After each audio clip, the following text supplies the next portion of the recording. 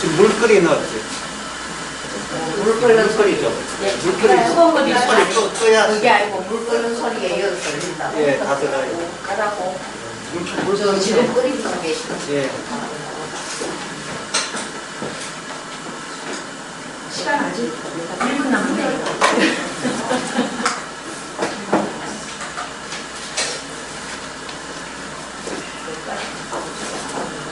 분위기 괜찮은데 듣는 사람들이 조그만 소리에도 굉장히 신경이 피곤해져요.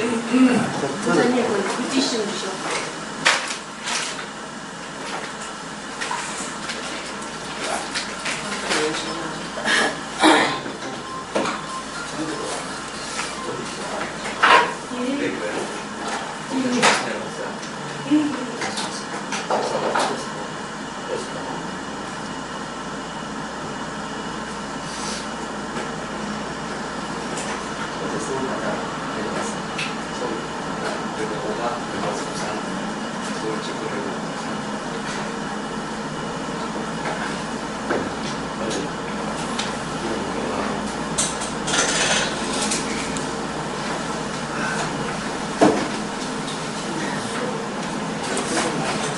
이 소리는 무슨 소리? 무슨 걸 소리예요?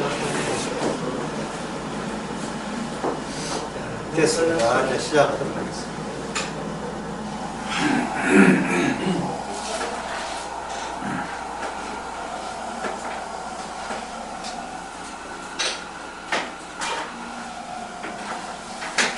자, 시작하겠습니다. 10편, 17편. 시편 17편 내용을 보면서 성경이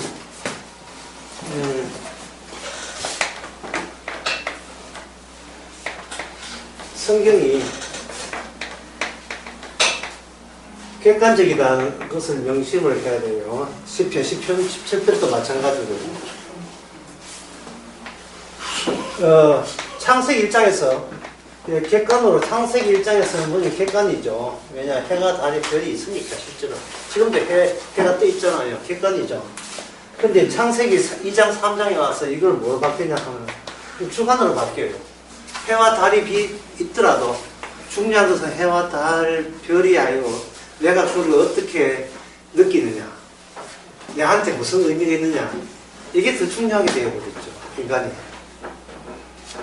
원래 해야 달, 별 모든 것은 이거는 누구하고 관련되어 있냐면 하나님과 관련되어 있는데 인간이 선악과 따먹고 자기가 하나님처럼 행세를 하니까 그 다음부터는 세상 눈에 보이는 모든 것들이 이 객관이 자기 주관을 위하여 있는 것처럼 그렇게 된 겁니다. 그러면 성경에서는 어떻게 되겠어요? 이게 객관을 주관으로 이렇게 인간 위주로 바뀌는 것에 대해서 하나님이 돌려받아야 되겠죠. 다시 이거는 새로운 객관으로 나가는 겁니다. 그런데 객관에서 주관 바뀔 때 여기에 뭐가 개입되어 있냐 하면 악한 영이 여기 개입되어 있었습니다. 악한 영, 악마, 옛뱀 또는 용, 사단 개입되어 있습니다. 악한 영이. 창세기 4장에서 그 가인과 아벨이 있었다. 객관이죠. 어렵지 않습니다. 굉장히 객관이죠. 객관인데 가인이 아벨을 죽였다. 주관되어 버린 거예요. 예. 객관이 그냥 나는 형이고 닌 동생이다. 그건 그대로 있는 거예요. 그런데 그 동생 가만 놔두면 되잖아요. 형이 동생을 들어있을 때 죽여버립니다. 객관에 뭐가 삽입되느냐 하면 주관이 삽입되어 버려요. 그러면 여기서 사건 터지죠. 사건 터지거든요. 그때 가인이 동생 죽일 때 또 죽인 이유가 뭐냐 하면은 여기에 그 4장 7절에 보면 죄가 문에 엎드려니라 돼 있어요. 죄가 문에 엎드린다. 성경에 객관밖에 없는 그 세계에 그 가인은 동생을 죽이게 되는 그 주관적 조치를 할 때 여기 객관에서 주관으로 이걸 허락하면서 여기 하나님의 새로운 객관을 여기다가 노출시키죠. 그게 뭐냐 하면 죄라는 겁니다. 죄라는 것이 우리 인간 세계에서 어디까지나 주관이죠. 주관인데 이 주관이 인간이라는 주관을 건드리는 객관이 된다는 겁니다. 그러니까 인간의 주관보다 악마의 주관이 더 세다 이 말이죠. 더 강력해요. 이것이 정치계에서도 마찬가지예요. 정치 상황 속에서도, 예. 정치 상황 속에도, 국가적인 입지에서도 그렇고, 히스기야 예루살렘을 포위하다가 죽었던 아람 군대가 몇 명 죽었습니까? 13만 8천 명? 18만 5천이요. 예. 18만 5천 죽였죠.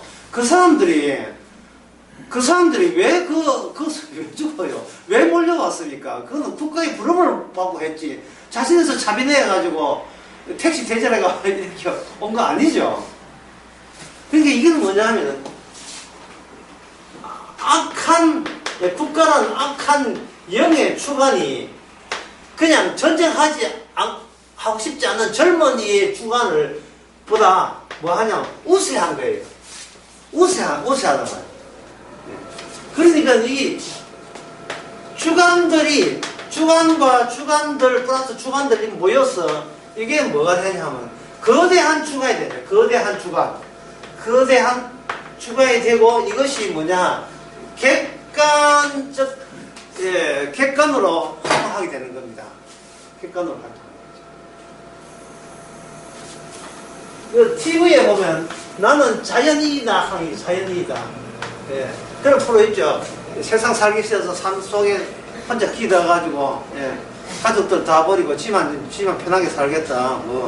나는 마음에 우울증이 있든 어떠니 동생 죽고 난 뒤 산으로 피했었다 온갖 핑계 다 되는데 이래 피신이 가능하냐? 이건 철저한 뭡니까? 주관이죠. 철저한 주관이다. 그럼 당신은 왜 산에 갑니까?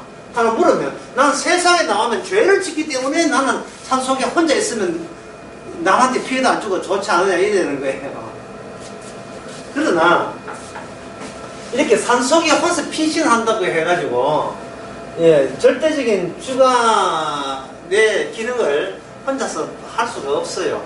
항상 더 큰 주관의 죄에 이렇게 휩싸이게 되는 겁니다. 창세기 1장에서 객관만 있는 이 세계에 인간이 선악과 과실을 따먹고 이 객관을 주장하는 그런 주관이 되고 싶지만 여기에 악한 영이 개입했다는 이 사실 그리고 악한 영이 인간이 되고자 하는 주관보다 더 세는 주관으로 작용하는 이것이 바로 객관입니다. 새로운 객관이죠. 그러면 객관이 두 층이 되는 거예요. 하나는 인간이 보고 있는 이 자연세계가 하나의 객관이고 그 자연세계라는 그 먹잇감을 두고서 하나님이 주장하느냐 아니면 보이지 않는 하나님도 보이지 않지만 보이지 않는 악한 영이 그 주관적으로 그걸 먹잇감으로 다루고 사용하느냐 거기에 대해서는 아까 같은 창세기 4장을 예를 들어보게 되면 가인은 악이 쳐들어올 때 가인은 그 악을 이겨내지 못하고 결국은 아벨을 죽게 되어 있어요. 그러면 가인의 주관이 아벨이라는 객관을 없애버렸죠. 없애버렸죠. 우리가 보기에는 형이 동생을 죽이겠다고 보지만 성경은 그렇게 보지 않고 악마의 주관성이 하나님에 속한 객관성을 그 흔적을 지워버렸다 이래 보는 거예요. 왜냐면 아벨은 형 한 판 붙자 이런 게 아니거든. 그냥 당했다. 그냥 예. 무기력하게 그냥 당한 거예요.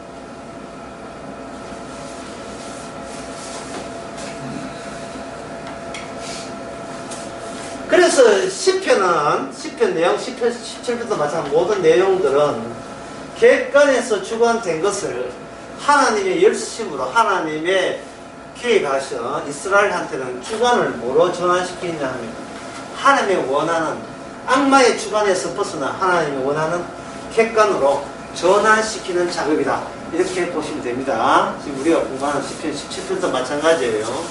이 악마에 잡히는 주관을 객관으로 뽑아내는, 그것을 객관을 뽑아내는 그 작업. 이걸 이렇게 생각하시면 됩니다.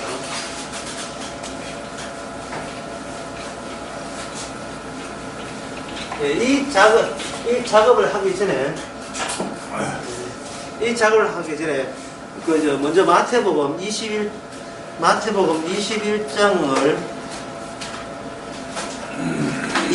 19절을 먼저 한번 살펴볼 필요가 있어요. 마태복음 21장 19절에 보게 되면,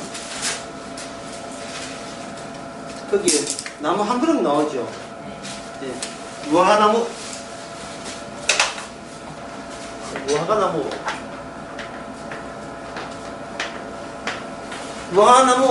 예, 객가입니다. 예, 나무. 예, 무화과나무에 대해서, 무화과나무의 특징은 우리 인간들 보기에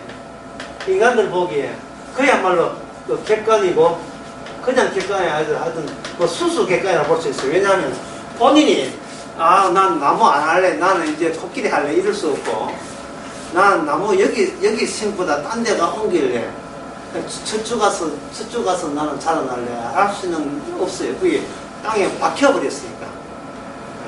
땅에 박혔습니다. 그러니까 무화과나무는 뭐가 동일하냐? 땅의 성질과 동일해요. 땅은 어디 옮길 수가 없어요.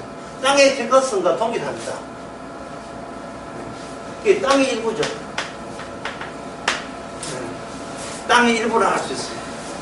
자, 땅의 일부로 다른 말 하면 땅의 솟아나 부분 이렇게 이야기해요. 땅의 일부로 솟아나는 거예요. 왜? 뿌리가 땅에 박혔으니까. 예, 하늘에 박힌 그런 나무는 없어요. 하늘에 뿔을 두고 있는 것은 바로 성도밖에 없습니다. 예수 그리스도의 뿔을 박아라. 지난 5절 이렇게 했죠. 골로새서 2장 7절에 예수 그리스도의 뿔을 박아라는 말은 우리의 심근은 하늘에 있다. 골로새 3장에 보면 우리의 생명은 하늘에 있다. 뿌리가 하늘에 있고 뭐 피가 거꾸로 솟는 것처럼 거꾸로 돌입해서 이 세상에 머리를 두고 있는 거예요. 이러한 그 자세, 이러한 자세는 누굴 닮았는지 하면 예수 그리스도를 닮았어요. 예수님의 근본은 하늘에 있고 이 땅에 오신 주님께서는 하늘의 구도로서 땅의 사정을 살펴보신 분이고 땅의 문제를 해결하신 분이죠.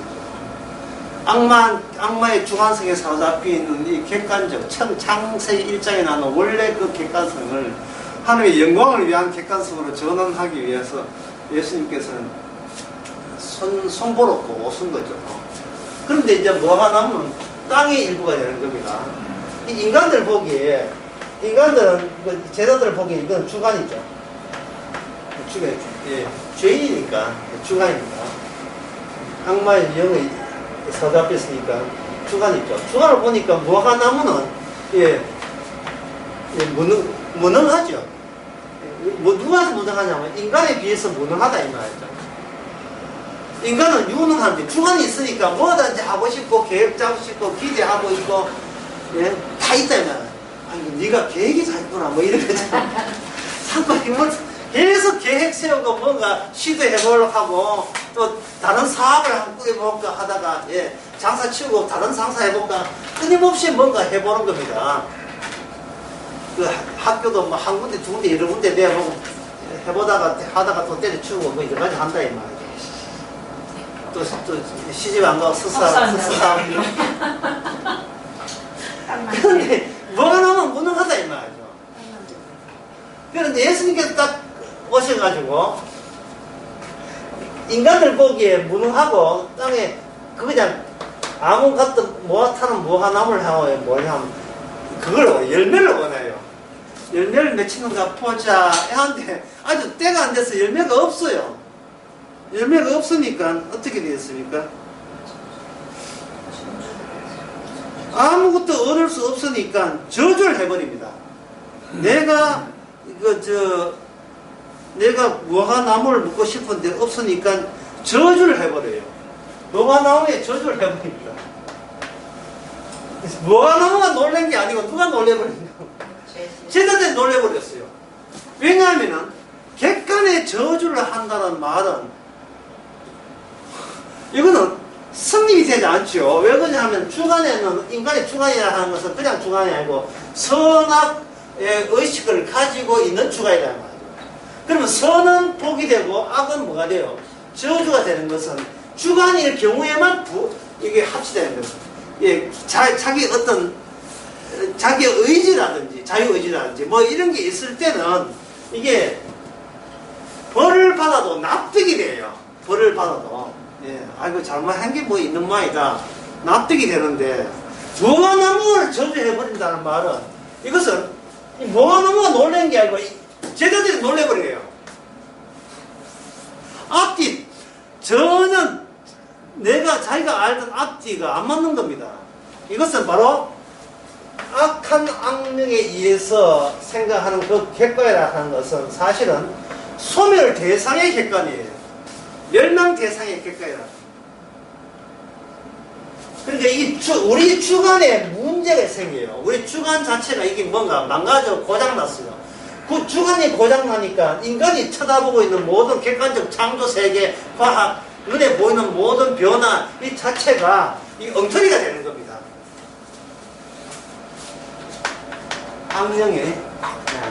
악령의 사기극. 여기에 사기극에 인간이 말렸던 거예요.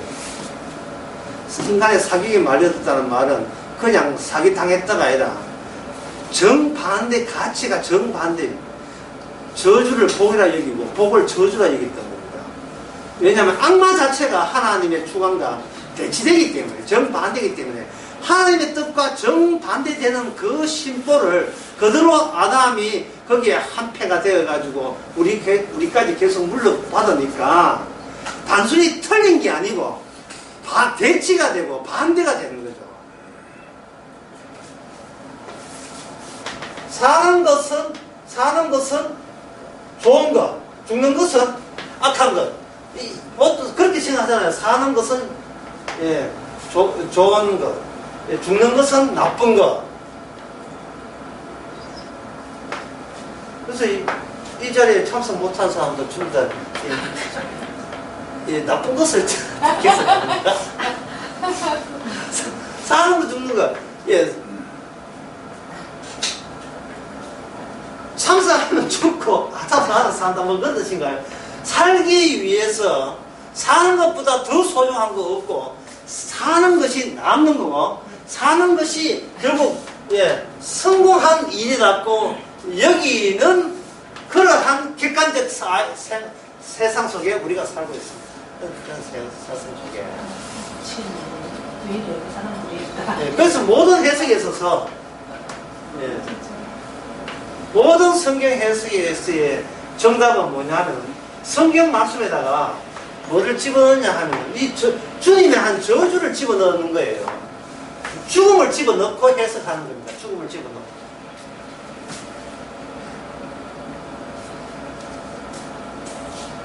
죽음을 집어넣게 되게 되면 어떤 우리가 아는 그 공식요, 로마서 6장의 공식. 자, 죄의 값은 사망이죠. 죄의 값은 사망이다. 죄의 값은 사망이라는 말은 죽는 것은 이거는 어쩔 수 없어. 죽는 것은 마땅한 거라 라고 생각하지 말고 그렇게 생각해가지고 이게 운명 논자가 되거든요. 그래 뭐 살다 죽으면 그만이지 뭐. 이렇게 운명 논자 하지 말고 죄의 값은 사망이니까 사망이 오게 된 이유가 있다는 거예요. 성경에서 뭐냐면 죄 때문에 사망이 왔다는 거예요. 죄 때문에 사망이 왔다. 그러면 사망을 하나님께서 사망을 뭐로 바꾸냐 하면 사망을 주관이 아니고 이 사망을 객관으로 바꿔버리면 죄가 이게 주관이 아니고 객관이 되면서 선과 악의 주관적 선택에서 죄가 벗어나게 돼요. 선을 악을 선택하든 말든 죄인 되어버려요. 이게 그래 된다고요. 바르게 살고 안 살고 관계없이 이거 전부 다 바르게 살겠다는 자체가 죄가 되는 겁니다.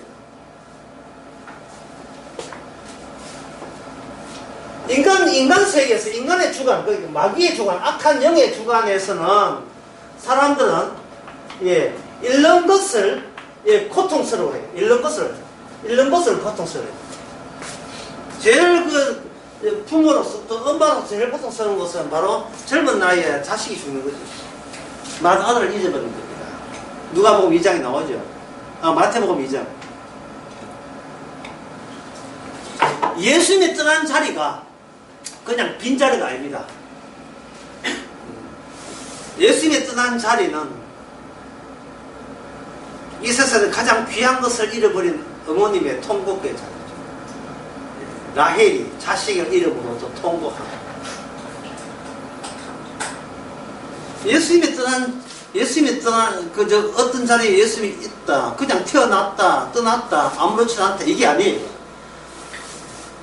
붉은 다리미가 어디 놓였다, 떠났다, 그러면 그게 전에 같이 똑같은 자리 됩니까? 그게 뭐 탔어 죽겠어 다 타지요. 붉은 다리미가 놓인 자리면 그냥 볼 때는 그 다리미 치우면 그만이지만 그만이 아니고 놓인 차례마다 다 타는 거예요. 놓인 차례마다. 그래서 전도는 마귀가 하지 성도가 하는 게 아니에요. 성도가 지나갔다 하면 마귀가 알아요. 마귀가 성도 지나간 자를 알아요. 그래서 개코도 이제 성도 없고 성도도 아니면서 전도한다는 것은 여기 전도가 아님을 누가 먼저 알아요? 아니면 마귀가 먼저 알아요. 그런데 진짜 성도한 전도는 마귀 쪽에서 알고 돌로 쳐 죽이든지 설반지처럼 뭔가 꺼져라 우리 교회에서 나가라는데 이런 조치가 있지. 백날 전에도 이거 아무 튼 혼자는 것은 다시 내가 가짜 같아.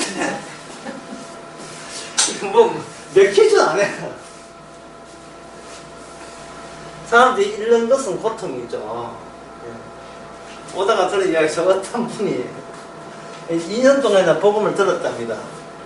들었는데 남편은 크게 반대하고 아내는 이제 그냥 몰래 복음 듣다가 겨울에 엎어졌는데 뭐 왜 엎어졌는지 팔이 뼈가 다 박살났답니다. 박살나니까 그 남편이 때를 기다렸어요. 그거 봐. 네가 교회를 옮겨서 이렇게 저주받았잖아. 자, 팔을 잃었죠. 팔을 박살났으니까. 기부사는 뭐지? 팔을 잃어버렸잖아요. 잃어버리니까 고통이 온 거죠. 그런데 인간은 이 고통보다, 이런 고통보다도 팔, 다리나 자식 이런 거보다 재산 이런 거보다 더 힘든 고통이 있어요. 그게 뭐냐면, 망각되지 못한 것이 고통입니다. 자기가 아직도 주가에 갖고 우기는 게 그게 고통입니다. 주님이 다루시는 객가인데, 그냥 까라면 까고, 가면 오면 되고, 풀어주면 풀어주고, 이게 내 것이 아니고 주의 것이기 때문에, 그 때가 되면 그냥 주어진 대로 살면 되는데, 나라는 것을 계속 그것을 붙들고 있는 거예요. 내 주관을 붙들고 있는 거예요.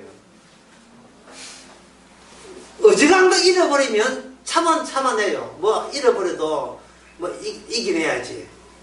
그런데 아무리 잃어버려도 망각되지 못한 게 자아의 주관 또 자아성, 이걸 망각하지 못하니까 계속해서 팔 부러지고 다리 부러질 거야. 다 부러지고 해도 복음적으로 나오지는 못하는 거예요. 2년 동안 복음을 듣고 아무리 복음 들어도 잃어버리면 여전히 극복할 수 없는 최후의 고통의 최후의 막이 돼. 이 천국으로 갈 수 없는 지옥에 머물 수밖에 없는 장벽처럼. 근데 예를 들은 거니까 그 사람이 그렇다는 말이 아니고 예를 들면 그렇다는 말이죠.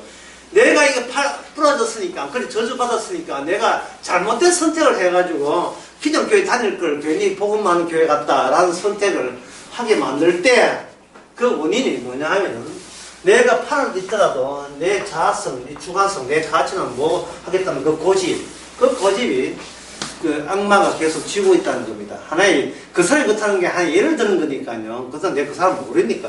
예. 바빠서 모를 수도 있고 뭐차 빠고 나서 모를 수 있고 그런 게 있습니다. 이 자아성이라는 것은 자아성을 쥐고 있는 한 이 사람들은 아주 고집스럽게 자아를 주장하고 견디고 이겨내려고 애쓰지 결국 자기의 주관을 포기할 생각은 없는 겁니다. 그래서 여기서 우리가 생각하는 것은 천국 가는 것이 그렇게 천국 가는 게 천국자 하나 있는 것처럼 그렇게 쉬운 게 아니에요. 온 우주보다 네 목숨 구한 게 더 귀하다고 할 때 주께서 지금 빈말을 하시는 게 아닙니다. 온 우주보다도. 주님께서 악마한테 온 우주의 영광을 주게 할 때 주님께서 고개 안 숙였잖아요. 진짜 성령 받은 사람은 우리도 고개 안 숙입니다. 그래서 그걸 오후 예배를 뭐라고 했냐 하면은 그게 바로 세상의 모든 가진 걸 성공이라고 했고 그 성공 자체가 악마의 유혹이라 했죠. 인생의 베테랑은 실패를 즐길 수 있어야 돼요. 왜 실패를 즐기느냐 하면 이미 다른 걸로 주님의 객관에 포함되기 때문에 그까이 그 세상 성공 흥칭펑이다. 해봤자 뭐. 예. 그럼 뭐인데? 100세까지 살아봤자 뭐, 100세 된 그 나이나, 지금 그 나이나, 날씨는 13도, 낮 기온 13도 그 폭이 더 있냐. 뭐, 예. 나라는 인간이 뭔가 변화가 돼야 되는데, 내가 나를 스스로 관리해서 천국 가겠다고 사대고 있는 이 어리석음. 그거는 어디까지나 자기 일방적인 주관적 생각이에요. 내 천국 가겠다는 거. 주님은 일을 할 때 객관적으로 일을 한다고요. 객관적으로 일을 하는데 왜 그 주관이 왜 쓸데없이 그거 왜 끼입니까? 객관이 주관을 발로 차버리죠. 무화나무 하듯이 이 저주나 받아라. 무화나무에게 주님께서 저주를 한 것은 이 제자들이 본인은 주관이라 하지만 사실은 악한 영의 메인 객관으로 보는 거예요. 객관으로. 마치 무화나무처럼. 무화나무가 어떤 의지가 없어요. 그냥 때가 되면 열매 맺히고 때 안 되면 열매 안 맺혀요. 그뿐이에요. 어떤 책임을 물을 수가 없다고 이 무화나무한테. 똑같은 처지. 나는 제자들에게 너희들을 그런 무화나무가 똑같이 너희들은 주관이 있다고 보지만 나는 너희를 객관으로 보겠다. 베드로가 말하기를 제가 목숨을 바쳐라도 주님을 떠나지 않겠습니다. 라고 그 누가복음 몇 장 21장인가? 네, 22장이에요. 22장에서 그런 이야기할 때 주님께서는 베드로 보고 이야기하는 게 아니고 그 마귀 보고 마귀가 너를 지금 노리고 있다. 니는 그 악마라는 주관의 종이야. 네가 어디 이길 수 있을 것 같아. 발목 뺄 수 있을 것 같아. 내가 기도했기 때문에 너는 악마에서 벗어날 수 있어. 기도했기 때문에. 베드로 니는 결국은 악마 편이 아니고 니 예수 편에 있다는 그 증거를 대봐. 증거 대게. 다 울기 전에 3번 내가 부인할 것이다.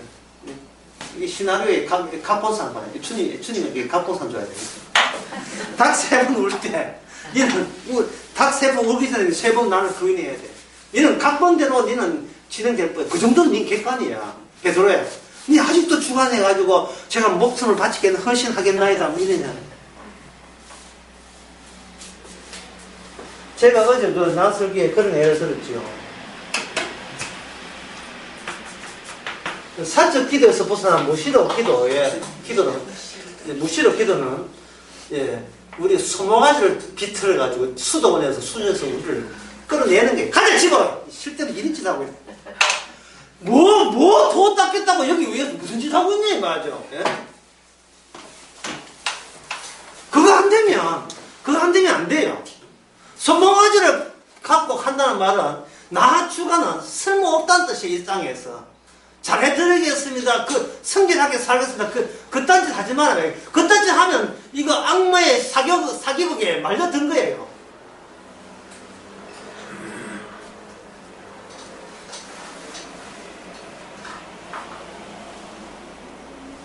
우리는 순종을 하는 게 아니고 해야만 하는 입장이에요. 누가 나무처럼 그냥 주께서 어떻게 하게 하시면 할 뿐이지 나름대로 내가 계획 잡아서 뭐 주님을 위해서 뭘 하겠다는 것 자체가 이게 바로 악마하고 한패가 되는 겁니다.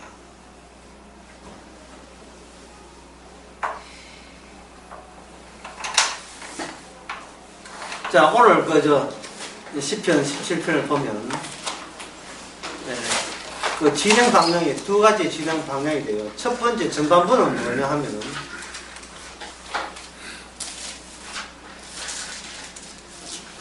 전반부는 요즘 말대로 하면 양심에 비춰서 살겠다.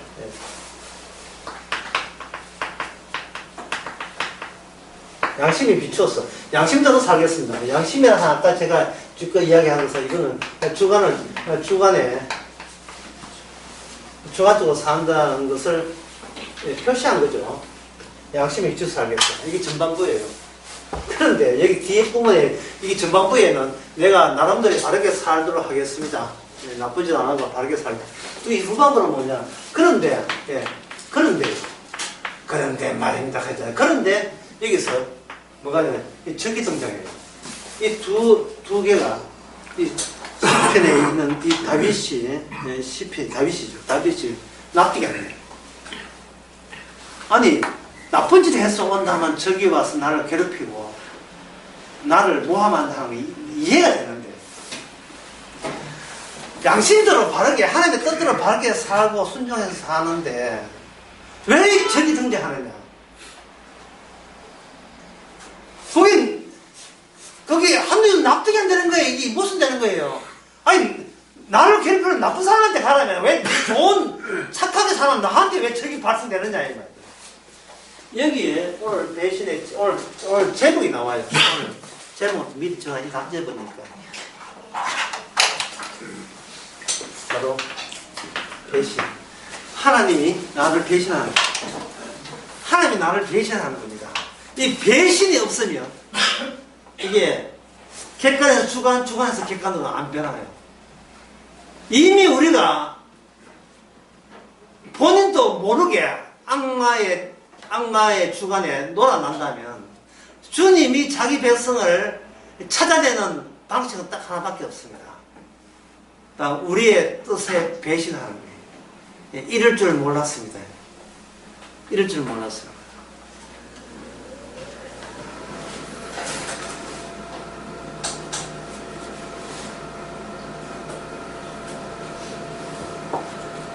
이게 참, 시편에 보면 다윗이 무엇의 표상이냐 하면, 배신당한 자의, 배신하는 자가 아니고, 배신하는 자는 사울이고, 배신당한 자의 표상이 다윗으로 등장되어 있어요. 시편 22편도 그렇고, 시편 23편도 그렇고. 골리앗을 이겼다. 그래서 백성들이 사울은 천천히고 다윗은 만만이었다. 본인이 의도한 겁니까? 내가 그런 인기를 얻기 위해서 뭔가 수작을 벌인 거예요? 아니죠. 그냥 이겼어요. 그냥 순수하게 양심상 이겼어요. 이겼는데 그 다음부터 예상되는 것과 너무나 배치가 되는 결과들이 와르르 이제 자기한테 찾아오는 거예요. 가만히 있는데 공격하는 거예요. 가만히 있는데. 질투와 시기심으로 무장된 그것이 가만히 오는 거예요. 그러니까 이 10편, 17편 마찬가지예요. 바르게 살았어, 전반부에서는. 바르게 살았다. 살았는데 저기다 등장해요. 그 다윗은 뭐 어쩌라고, 그 같이 나쁘게 살까? 어쩌란 말이냐. 그 해결책이, 예, 그 해결책에서 제시하는 게 뭐냐면, 13절에 보면, 뭐라고 되어 있습니까? 여호와여, 일어나소서. 여호와여, 뽀빠이 살려주세요. 도와줘요, 뽀빠이. 예. 이것은 자기가 고생한다고 지금 주님을 여호와를 불러내는 게 아니고, 다윗 본인이 납득이 안 되는 거예요, 납득이. 예. 하나님에 대해서 알아야 된다는 것이 그 성도의 본분인 것을 뻔히 아는 입장에서 자기가 예상한 여호와, 다른 여호와의 모습을 비치니까, 자기를 몰고 가니까 자기가 거기서 어떻게 호응해야 될지를 모르는 거예요. 갖고 있는 모든 재주는 다 발휘했는데, 바르게 살자, 착하게 율법대로 살자, 그러면 도와주실 것이다. 내놓은 카드는 다 내놨는데 그 카드가 먹히질 않는 거예요. 어떤 일을 할 때는 그만한 결과와 모순 없이 연결될 때 내 지금 하는 행동이 제대로 정상적으로 가동된다는 것을 우리가 믿고 싶은 거예요.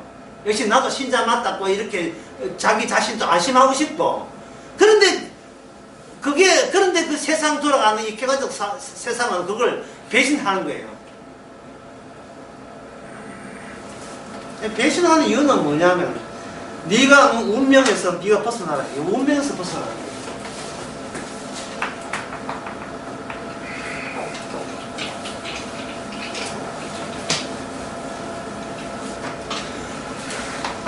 운명이라는 것은 내 관리 대상이 아니다. 네 운명이라고 해서 네 운명을 네가 관리 잘해서 네 운명을 가꾸어 나가는 게 아닙니다. 텃밭에 꽃 가꾸고 배추 가꾸는 게 아니에요. 내가 씨를 심었으니까 내가 물 주고 비료주고 이렇게 하는 게 아니에요. 그 운명 관리에서 그 운명을 차버려야 돼요. 벗어나야 돼요. 내 운명을 벗어나는 방법은 내 운명을 포기한 방법은 뭐냐 하면, 주님이 나로 하여금 기존의 운명을 무효로 돌리는, 기존의 운명을 헛것으로 돌리는 다른 것으로 자기를 인도하는 겁니다. 다른 것으로. 여러분 잘 아는 거 10편 17편은 좀 어려우니까 잘 아는 걸로 해봅시다. 여호와는 10편 24편 봅시다. 여호와는 나의 목자시니, 예, 목자시니 내게 부족함이 없을 것이다. 이래 있죠. 그럼 곱게 인도하면 될 터인데, 4절에 보면 자기 이름을 위하여 의의 길로 인도하시죠. 그럼 곱게 인도한 게 아니고 4절에 보면 내가, 예, 엄청난 골짜기가 무슨 골짜기입니까? 사망의 엄청난 골짜기. 자, 사망이라는 것은 내가 소실되고 소멸되는 거예요. 내가 없어지는 거예요. 주님께서 나를 없애려고 하는 거예요. 주님은 나를 없애고 그 대신 목자만 부각시키는 겁니다. 목자 있는데 뭘 걱정하느냐 이런 거죠. 목자 있는데, 이 말은 양이 원하는 운명으로 몰아가는 게 아니고, 양이 모르고 있는 운명, 목자만 알고 있는 운명 쪽으로 양을 떼스를 몰고 가는 겁니다. 바들바들 떨지 않을 수밖에 없지요. 버스를 탔는데 예상한 코스가 아니고 이상한 데로 막 들어간다고 생각합시다. 예. 버스 타고 부산역까지 가도 되는데 버스가 해운대 모래사자로 가더니만 물속으로 막 들어간다고 생각해보세요. 설마 여기서 커버 되겠지? 커버 안 들어요. 막 들어가는 거예요. 알고 보니 그 버스 운전사가 사이코패스라. 혼자 죽으려 하니까 억울해가지고 같이 죽자고 버스 몰고 해변대 해본데 모래사장으로 기도하는 거예요. 이럴 줄 몰랐어. 이럴 줄 몰랐어. 예. 교회 다녀가지고 팔 부러질 줄 몰랐어. 빨리 훅 차에서 내려 돌아서야 돼. 다시는 복음하고 나 상종 안 해. 나 복음 빠이빠이야. 돌아서려 하면 돌아서라 했나. 천국 가는 것이 그렇게 쉬운 게 아니거든요. 내 의지대로 내가 이렇게 딱 꼼수 잡았어. 내가 구성해가지고 계획 잡은 대로. 그게 나의 운명이잖아요. 내 운명의 코스를 미리 설정하고 그대로 이대로 하면 천국의 꼬리 같은 소리 하고 있네. 그런 길은 악마가 설정한 종교 오락이죠. 종교 오락입니다. 종교 오락인데, 종교 오락을 현재 정신분석에서 이걸 뭐냐면 그냥 쉽게 말해서 인간의 욕망입니다. 인간보다 욕망이 더 우세요. 욕망이 이끄는 대로 인간은 따를 수밖에 없어요. 욕망의 특성 항상 무슨 세계, 상상의 세계를 자꾸 유발해서 욕망에 맛을 들인 인간, 들이는 않다는 마찬가지지만 맛을 들인 인간은 절대로 이 상상의 세계가 천국이죠. 천국의 유혹에서 벗어날 수 못하게 만들어요. 천국에서 못 벗어나요. 나 천국 안 갈래, 지옥 갈래 하는 인간이 아무도 없다 이 말이에요. 천국이 미끼였어요. 악마가 던진 악마의 낚시 끝에 천국이 달려있어요. 교인들도 다 그게 말려든 거죠. 지 주제 파악도 못하고 천국 준다 하니까 지가 누군지도 몰라요. 그냥 따라가는 거예요. 구원받은 사람은 주님한테 그게 구원 안 받은 사람은 주여 감사합니다. 그 주님한테 본인이 된통을 한번 당해야 돼요. 배신당해야 됩니다. 이럴 줄 몰라서 주님이 이럴 줄 몰라서 내 답수를 좀 내가 몰랐어. 그런데 그것을 감사해야 되죠. 내가 알던 하나님이 아니고 다른 하나님으로 나타나야 됩니다. 그 다른 하나님이 써오는 거. 아까 그 제목을 뭐라고 했습니까? 배신지, 배신. 배신 바꿔야 돼. 이 제목 바꿔야 돼.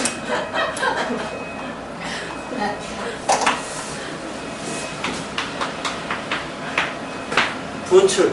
땅에서 분출해버려요. 땅에 있으니 땅 속에서 분출해버려요. 모세의 지팡이의 특징은 항상 땅을 치는 거예요. 땅을 때리는 겁니다. 모세가 지팡이로서 애굽의 강에다가 대니까 그 생수가 흐르던 그 맛있는 그 1급수가 흐르던 강이 뭐가 되었어요? 못 먹는 피가 흐르는 죽음의 강이 되죠. 지팡이가 되어버리면 분출하는 거죠. 땅 속에 있는 원래의 진리가 지팡이에 때리는 그 지점이라 하지 말고 사건, 그 때리는 사건을 통해서 분출하는 겁니다. 열재앙 있잖아요. 예굽에 대한 열재앙. 대표 특징이 뭐냐면 그게 모세 때문에, 더 정확해서 모세 지팡이 때문에 일어난 일입니다.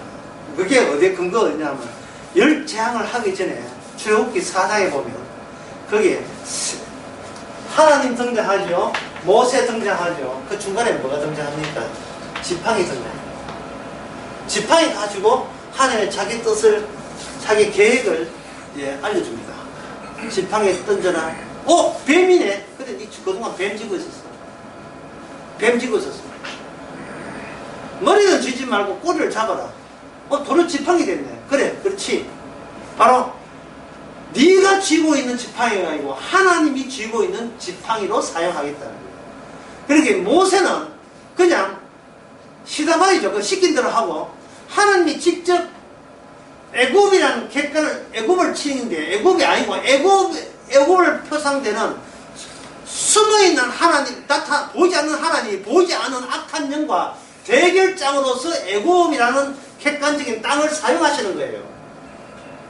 그 애굽 사람이나 히브리 사람이나 다 같이 땅 없이는 못 살아요. 땅 없이는 못 사니까 생명이 볼모가 된 거예요. 자기 목숨이 볼모가 된 거예요. 오늘날 우리하고 똑같아요. 우리가 자유롭다고요. 어떤 인간도 목숨 목숨 때문에 살아요. 목숨 때문에.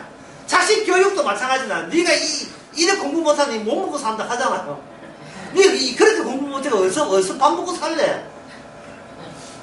가장 근원적인 거. 밥 먹고 살만 하면 되지 말라고 또 석상에는 왜 하는데 이런 식으로 모든 교훈 가치가 일단 밥 먹고 살아야 되면 얼추 안심 레벨에 속하다고 생각하는 겁니다. 물론 그 사람이 밥 먹고 살게 되면 또 딴 데 또 눈들게 돼 있어. 인간의 욕망이 나는데 노력도 했지만 기본적에서는 뭐냐 도의 뜻되게 하는 것이 가장 기본 활동으로서 인간은 어떤 인간도 거기서 발목 잡혀서 못 벗어났다는 것은 이거는 악마의 확신입니다. 이 연산은 외칩니다 할 때 악마가 강력하게 목사의 모습으로서 강단에서 외치는 거예요. 사람은 돈이 복이라고 축복이라고 돈과 건강이 축복이라고. 첫째는 그 돈이고 두 번째 시험 뛰어내도 다치지 않는 그 건강이죠. 돈, 건강, 그 다음에 세상의 부귀영화. 너희들은 이미 그러한 유혹에 철저하게 봉쇄되어 있다. 벗어납니다. 못 빠져나옵니다. 하지만 구원 없어요. 천당 생각하지 마세요. 끝났어요. 우리의 운명은 우리 마음대로 되는 게 악령의 수환상 인상은 우리 마음대로 안 됩니다.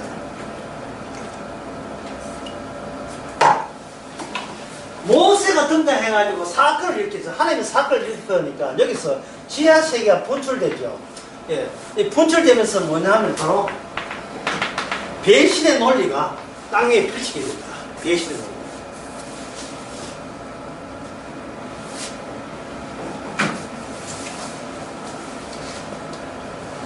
배신의 누가 펼치게 되면 여기서 착한 일을 해서 착한 일을 할 때 모든 목적이 뭐냐 뭘 얻겠다는 게 얻겠다 해서 반대쪽으로 나가버려요. 얻는 것이 아니고 도리어 잃어버리죠. 잃어버린다. 여기서 이제 갈등이 생기는 겁니다. 오늘 시편처럼 어찌하여라든지 하나님께 호소해가지고 이럴 수 없나이다. 이거는 내한테 내가 이런 고난받고 내가 사람들에게 이렇게 애호싸움을 당하는 거 이것은 적절하지 않는 조치입니다. 예? 여기 애호싸움 극한 원수에게 벗어나게 하소서 나오죠. 구절에. 전반부에서는 뭡니까? 지금 바르게 산다고 난리도 아니에요. 내가 범죄치 않냐고 사람들의 행사에 봐도 나 바르게 살고 이렇게 하다가 갑자기 뒤에서는 뭐 난리도 아니다 말이죠. 그건 뭐냐 하면은 땅 속에서 주님의 손길에 올라가지고 세상을 쳐다보고 있는 주관적으로 괜찮은 주관으로 목적을 삼고 일생을 살아가는 나이를 땅 속에 있는 주님의 손길 속에 붙잡힌 객관이 되게 만듭니다. 이제부터는 네가 생각하는 운명은 버리고 내가 계획한 운명에 너는 끌려 들어가야 돼. 그것을 들어야 돼. 여호와를 증거하는 사람이 돼야 돼. 그게 바로 언약의 사람이죠. 아브라함도 사실은 배신당했죠. 왜냐하면 약속의 땅에 간다고 해놓고 약속의 땅에 갑자기 가면 들었죠. 이게 배신이잖아요. 하나님께서 아파트 주겠다고 아파트 사보니까 거기 쥐 있고 바퀴벌레 막 새고 문도 삐그덕거리고 또 살 수가 없어요. 뭐 지붕이 새니까 밤마다 비 오면 다 새고 그러니까 그 아파트 말고 보니까 좋은 아파트 보여 그걸 간 거예요. 가다가 그 좋은 아파트 주인한테 쫓겨나가 도로 이러잖아요. 그야말로 이러려고 내가 하나님 믿었나 하는 생각이 절로 나게 하는 겁니다. 아브라함의 운명은 이건 악마의 운명이라서 나는 하고 아브라함 운명으로 바뀌려면 아브라함 본인의 어떤 의사 관계없이 후손에 의해서 아브라함 자신의 있지도 않는 애가 없으니까 수도 없을 거 아닙니까? 있지도 않는 후손에 의해서 아브라함이 아브라함으로 바뀌어야 되는 겁니다. 그러면 아브라함의 주관이 아니고 아브라함의 자손을 증거하는 객관에 소속되고 포함이 되어버립니다. 이 첫째 시간에 제가 말씀드린 것은 철저하게 성도는 이 땅에서 하나님 예수 그리스도 앞에 어떤 의미에서 배신당하고 하는데 그 배신당할 때 오히려 그걸 처음에는 갈등이 일어나고 의심이 되고 이렇게 내가 신자 맞나 그런 생각이 들 거예요. 그렇지만 이게 배신당함의 그 단일 증거 하나밖에 없는 증거 확정된 최종 증거 이게 뭐냐면 배신의 시그니처 표식은 뭐였지요? 신약에서는 배신 중에 배신이 뭡니까? 십자가죠. 십자가 가짜가 진짜를 죽여버린 사건 가짜가 진짜를 죽여버린 사건이에요. 그래서 십자가에서 흥미로운 것은요 사람이 예수님을 죽였을 때는 예수님이 그 사람 눈에 다 보였어요. 다 보였다고. 그런데 죽고 난 뒤에 사흘 만에 부활할 때는 모든 사람에게 나타내 주시를 않는 거죠. 모든 사람에게 나타내 주시를. 이 말은 뭐냐면 너희들이 나를 배신하고 나를 죽였던 사건은 그 사건 속에서 네가 기어이 네 힘으로 못 빠져나오게 만들겠다는 거예요.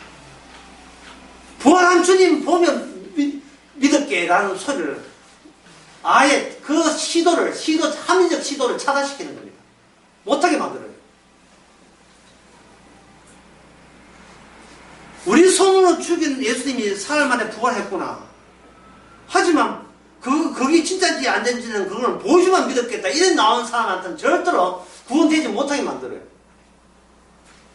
그리고 구원된 사람은 성령을 받은 사람은 똑같이 세상 사람도 배신 당하게 만들어가지고 예수님도 미쳤지만 같이 미치게 만들어버려요. 나는 부활하신 주님이 함께 있음을 믿는다. 그러면 다른 사람이 뭐하겠습니까? 살아있는 주님 보시면 네 말도 내 인정해줄게. 그러면 성도가 니한테 인정받을 생각이 없다. 예. 니한테 인정받아가지고 니 꼬셔가지고 우리 교회 만들 그런 의사는 없다. 왜냐하면 나의 나됨은 일방적인 주님의 조치이기 때문에 내가 어떻게 부활하신 주님을 찾아보니까 한 이틀 한 6년간 찾아보니까 발견했다. 그런 식으로 발견될 수 있는 분이 아니거든요. 철저하게 인간은 주님 앞에 배신한 죄인으로서 유지돼야 돼. 죄인으로서 계속 가야 돼요. 가고 그 다음에 이 가운데 구원받을 사람은 어디까지나 주님의 일방적 조치에 의해야 되지.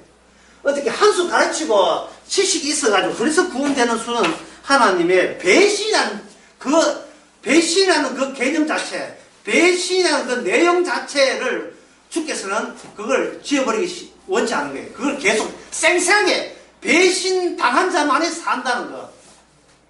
주님한테 그 원칙을 유지하기 위해서는 오직 성령으로 말하는 구원받습니다. 10분 쉽시다.